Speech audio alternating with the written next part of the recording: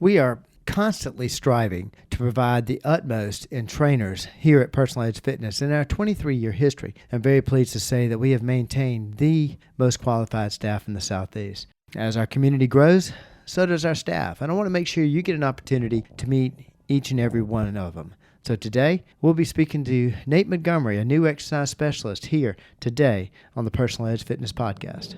Welcome to the Personal Edge Fitness Podcast with Garrett Williamson. Health, wellness, exercise, nutrition, and a whole lot more.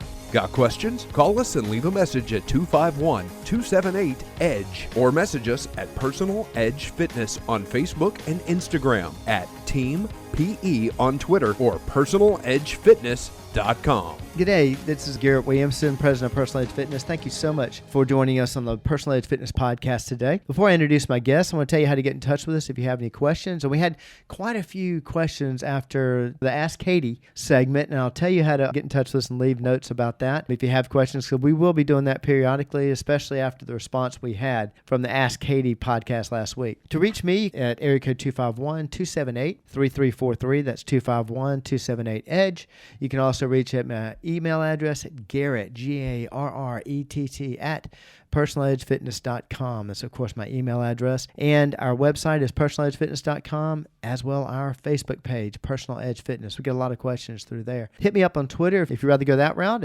at Team PE. I want to introduce our guest today. Like I said in the introduction, always trying to add more members to the most qualified staff of personal trainers in the Southeast. And with that today, I want to introduce you to Nate Montgomery. Nate, welcome to the show, man. Thank you. I appreciate having you, pal. Yeah. Just recently added to the staff, and I'm not going to ask you right now. I'm going to tell you, you love it. It's great, right? Absolutely. Yeah, it's better that you answer that question, not me, though, pal.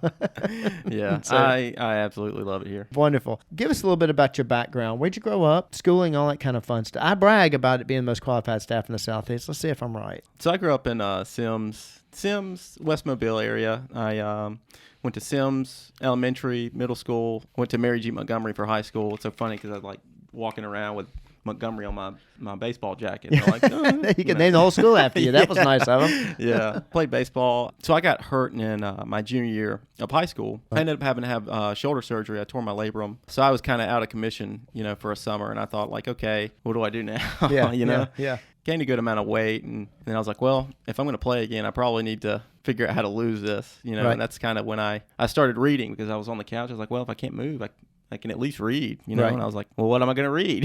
Sure. So I started reading some bodybuilding.com articles and trying to get into research. And I was like, man, I have no idea what this Right, yeah. what this stuff means. But, I was able to kind of get better more so at reading, before actually finding out how to apply the information into my life as far as fitness and physiology and exercise and things like that go. But that kind of kicked it off. I started jogging first, and then it got into physical therapy and rehabbing. And then I ended up, kind of long story short, I lost like 100 pounds in Wow. about 7 months, and I got back to playing baseball. I was like, well, I stink at baseball, but this whole fitness thing, it might work out. Yeah, he leaves clues, definitely. So everybody, all of us have a story like that. It's interesting. It's kind of your fitness life moment, I'd say, that all of us go through. My own story of coaching and actually getting accepted to a totally different type of graduate school, deciding that I really didn't want to do that. I've had a lot of injury stories. I had an injury, and then, a lot of people get in athletic training that way. But you graduated high school, and then you decided to pursue this as far as your education was concerned. Yeah, absolutely. And I thought, it's so crazy, because this is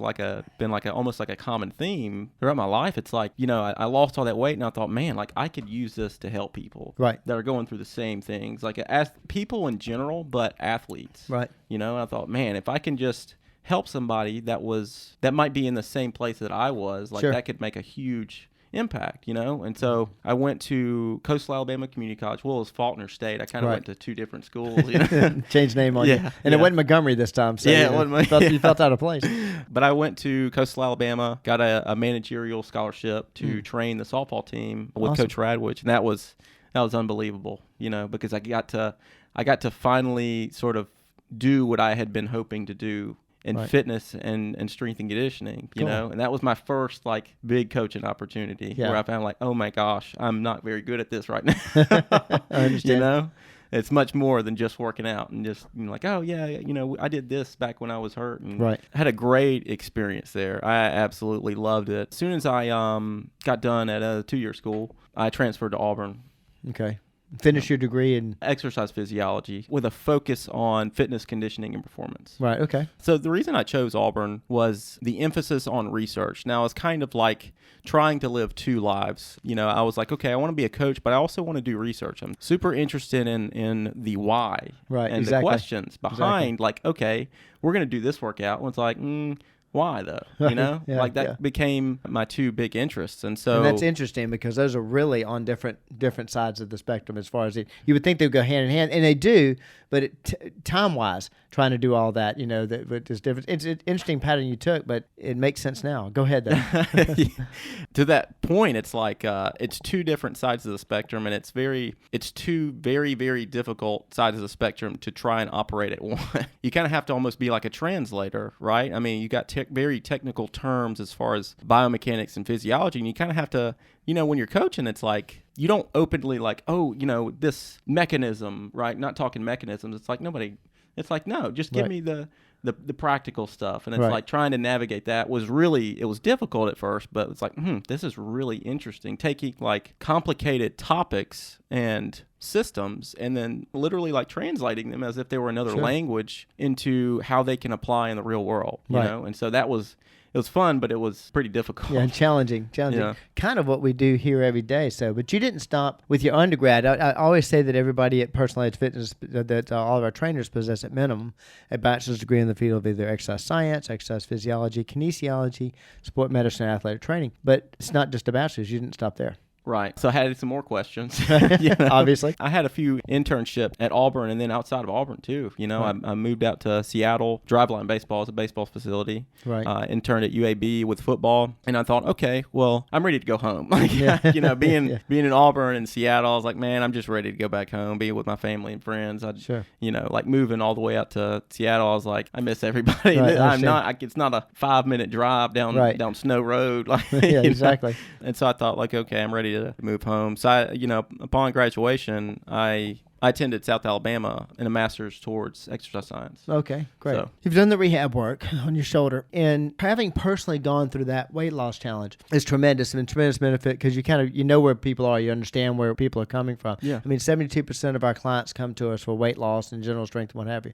So understanding that mindset of making that change or what have you. What was probably the most difficult challenge you had as far as facing that? When you went through that, you basically kind of changed your life. I mean, the fact that you were an athlete, then you were waylaid by the activity, activity that you'd spent your life doing. What was your biggest challenge that you faced? I think the biggest challenge was really more so a mindset 360. It was like going from, I hope this happens to me. I hope this weight loss happens to me. I hope I get out of this. It's like going from that to, okay, I have to do this. Right. I have to do the work. It's got to be me. You know what I mean? Like exactly. I've got to make the habit changes, the little idiosyncrasies of changing habits in your life. Right. And it's like, that's what it had to be. And it was like tough love to myself. Right. But yeah, I think going from a mindset of almost felt like I was trapped by something and more so taking responsibility of changing it. Exactly. Yeah. I think that was probably the most difficult, but I think it was the most impactful too. I appreciate you adding that because what I was going to add to that is it's something I talk about quite often about speaking on the live age.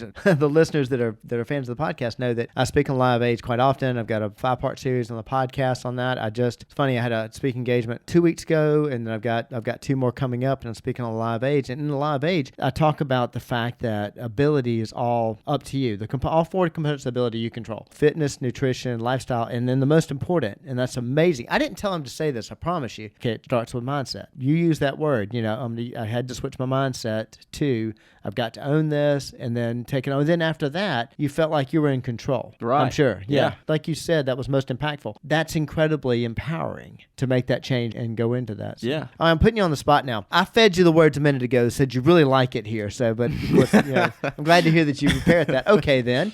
If it is true, and I'm not lying, then what is it about Personal Edge that you like? The community, I'd say. Okay. The community of stories.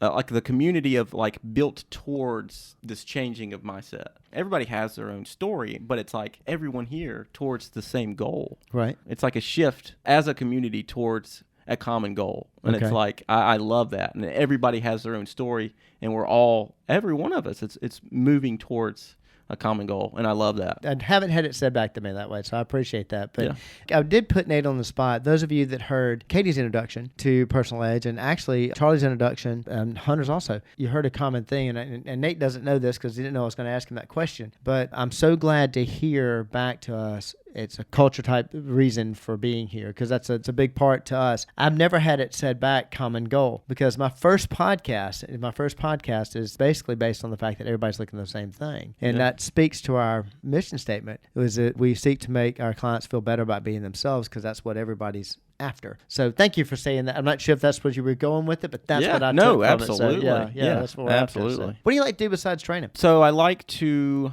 argue with myself. Okay, you ever win? No, never. I haven't once.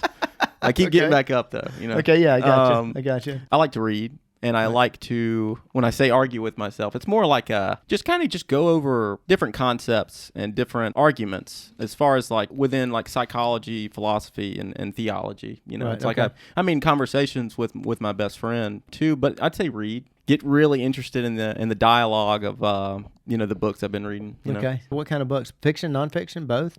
That's a little bit of both, yeah. Okay. What genres? More so nonfiction, like psychology books, like one of my, and fictional novels too, right? So when I was at Auburn, one of the first books that I read during COVID, I was going through a rough time when I was there. So I read, it's called The Stranger. By Albert Camus, and a very nihilistic, I know it. very nihilistic book. And I thought it's crazy the sequence of the two books that I read. Mm-hmm. So I was very nihilistic. I was like, nothing matters. Like, walking around, like throwing a pity party. Right. But then the book after that I read was by Viktor Frankl, Man's Search for Meaning. And I'm like, well, maybe I can find some meanings. Yeah, exactly. It's the sequence of reading those two, like, it was really cool. I think it was like, it was almost like necessary, it felt like. Interesting. That was a very unique time in your life, definitely. Yeah. So I mean, but sure. I can understand. Then it makes sense why you gravitate towards those. So yeah. All right. Besides that, I know you were born and raised here, Mary Montgomery. So brothers and sisters. I got a brother and a sister. My older brother Tevin and my younger sister Brianna. Okay, and where are they? They're here. Okay. Yeah. My brother's out in Sims, and then my sister's down Old Shell. Okay, yeah. They're not far from there. Yep. Yeah. As far as training styles, what's your favorite? Block periodization. Right. It's like when you're trying. I guess it's like being around athletes. It's like I kind of tend to train how they. Right. It's almost like a mimicry thing by like subconsciously. Right. Exactly. So like full body workouts, block periodization, just 4 sets of 5, 5 sets of 5, things like that. How do you see that translating? Because the majority of people you're working with in here are athletes. How are you seeing that translate, or does it? As far as your training here? So one thing I learned when I was at Auburn is that motor learning is very task specific. Right. And so I think as far as a principle, it's been really cool to see in athletes and non-athletes, like, sure. The stimulus still applies, like as far as achieving adaptation. Right. You know what I mean? So right. strength, balance, it's cool to see, like, make some sort of some modifications, right? But, right. It's almost like the be where you are. And it's like, that's, what you're programming for, right. like making the accommodations, but it's still a stimulus, like as exactly. a whole, right? And it's seeing similar adaptations. Sure. Of course, because I've seen you do it on the floor. Explain it to the client. I like what you say about be where you are. I always said the Mobile Symphony did an incredible job years ago when they saw their attendance going down. They decided to bring the level of what they were offering down to the public's education. The public was at level 1. They were offering it at level 10. So they decided to bring their education down to level 1, started with Beethoven and Blue Jeans, and they were able to educate the audience up. I see you doing that with your training. I mean, bringing it to, depending on who you're talking to, bringing it to that level. And that's what I'm hearing about you're talking about. It's still the same training. It's just taking it to their level, I guess you'd say. Yeah. It's like it's the same stimulus. It just looks a little different, Very much so, definitely. Yeah. What else do we need to know about Nate that you haven't told me? That scares me because I'm not quite sure what's going to come out of your mouth when I ask you that kind of question. Oh, man. A kind of following, I feel like it's like, man, I feel like it's so it's so important to me. So it's like following kind of my so it's like when I was at Auburn reading those books, kind of going through a rough time. It's like I found out, like, when I was teaching, I was a grad assistant at South Alabama. So it's like I'm teaching, but I'm also learning more about myself and what I can do to change, to become better. And so last year, I think it was around maybe September, I started going to Corpus Christi, doing the RCIA program, into entering the Catholic Church. And it's been so incredible, because it's all basically just been, have you ever seen My Dinner with Andre? Yeah. It's basically like one long, like a 2-year long My Dinner with Andre, of us just kind of conversating back and forth. And it's like, it's just been such a cool, like life-changing experience. Yeah, I was like, yeah, absolutely. Very involved with that, and just learning more, and attempting golf too. Awesome. So, keyword attempt. I'm not sure. I'm not going to say studying Catholicism or learning golf. I'm not going to ask you which one's more difficult. I don't want you to embarrass yourself, or me for that matter. So anyway, I appreciate you coming on the show and tell us a little bit about you. Yeah. We're going to have Nate join us again. He's actually expressed an interest about covering some topics on podcasts, so we will have him back. And also, Nate's one of our newest exercise specialists, and I'm sure that you'll probably definitely get a chance to meet him, possibly get a chance to work with him. So I appreciate you being on the show. So hang out a second. I'm going to tell everybody about last week we did our first segment of Ask Katie, and we actually had a great follow-up on folks asking questions, and maybe they didn't feel like reaching out to me, and I understand that, not a problem. So if you're interested in sending any questions, of course you can send them to me at garrett@personaledgefitness.com, or you're welcome to email them to Katie at Katie, Katie at personaledgefitness.com. Feel free to, as always, to reach out through our website, personaledgefitness.com, or through our Facebook page at Personal Edge Fitness. If you have any comments, questions, or as always, you have any questions dealing with the perplexities and the misinformation dealing with health, fitness, and wellness, hit me up on Twitter at Team PE, and you can always call the show at 251-278-3343. We'd love to hear your comments and questions. So adding yet another fantastic member to the staff, increasing that incredible staff, which is the top personal training facility in the Southeast. It's just one more way we help you reach your level of wellness. Thank you again for joining us today, Nate. Thank you all again for tuning in. We'll hope to see you next week. Thanks for listening to the Personal Edge Fitness Podcast with Garrett Williamson. Subscribe now and be a part of the show by calling 251-278-EDGE, or message us on Facebook and Instagram at Personal Edge Fitness, or at Team PE on Twitter, and visit us at personaledgefitness.com.